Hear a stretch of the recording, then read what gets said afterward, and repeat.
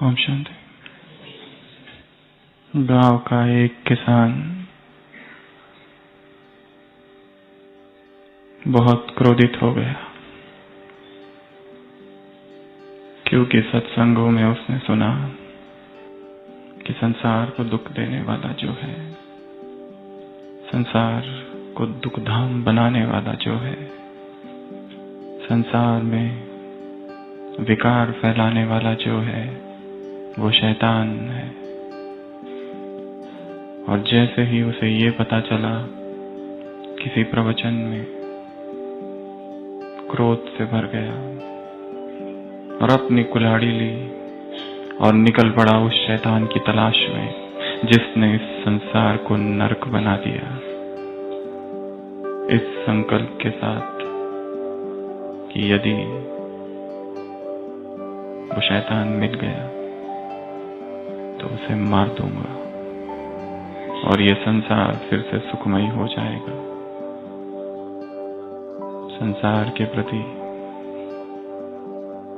ऐसी भावनाएं मन में जागृत हुई और वो निकल पड़ा और चलते चलते उसे शैतान बीच में मिल गया और उसने उससे पूछा, क्या तुम ही शैतान हो? उसने कहा, हाँ मैं ही हूं। क्या तुमने ही इस संसार को नरक बनाया है? उसने कहा, हाँ मैंने ही। किसान ने कहा, खबरदार, मैं तुम्हें मारने आया हूं। और वो अपनी कुल्हाड़ी ऊपर करता है। शैतान उसके चरणों में गिर पड़ता है, मुझे माफ कर दो, मेरा भी परिवार है, कुटुंब है, बीवी है, बच्चे हैं, उनका क्या होगा? कुछ तो रहम करो, मुझे तुम छोड़ दो। इसके बदले में मैं तुम्हें हर मास सोने के सिक्के दूंगा। किसान रुक जाता है। अपना दुखी परिवार उसे याद आता है, अपनी झोपड़ी याद आती है और वो मान जाता है, ठीक है, हर मास सोने के कुछ सिक्के घर पहुंच जाने चाहिए। और वो घर चला जाता है। हर मास मंथली पेमेंट आने लगती है।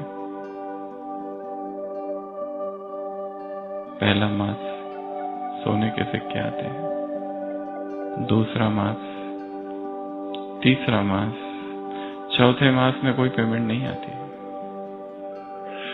तो किसान बहुत क्रोधित हो जाता है और फिर से निकल पड़ता है अपनी कुल्हाड़ी लेकर उस शैतान का सामना करने। और शैतान उसे मिलता है, परंतु इस बार शैतान ज्यादा शक्तिशाली दिखाई दे रहा है। वो शैतान से पूछता है, क्या तुम अपना वादा भूल गए? क्या तुम्हें मेरी कुल्हाड़ी याद नहीं? वो शैतान कहता है,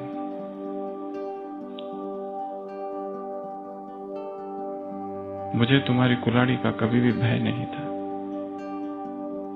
और अब तो मैं तुमसे बिल्कुल भी नहीं डरता। पिछली बार डरा था वो तुम्हारी नीयत से। पिछली बार जो डरा था, जो तुम्हारे अंदर कामना थी, भावना थी विश्व की, विश्व के प्रति, उससे डरा था, तुम्हारी कुल्हाड़ी से नहीं। तुम में जो सच्चाई थी उससे डरा था।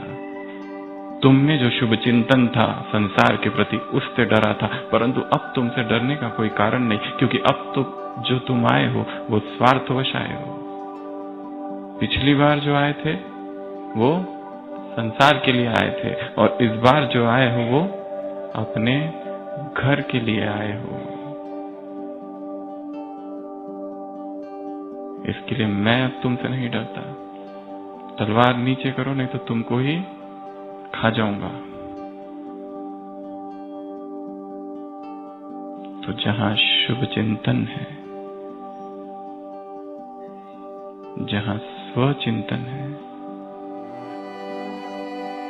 और जहां व्यक्ति शुभ चिंतक है, तब उसमें शक्ति है, बल है, सामर्थ्य है, और माया वहां कुछ नहीं कर सकती। परंतु जब व्यक्ति स्वार्थी है, अपने ही बारे में सोच रहा है, केवल अपने ही सुख दुख में डूबा हुआ है, वहां वो निर्बल है, शक्तिहीन है, और वहां माया शक्तिशाली है।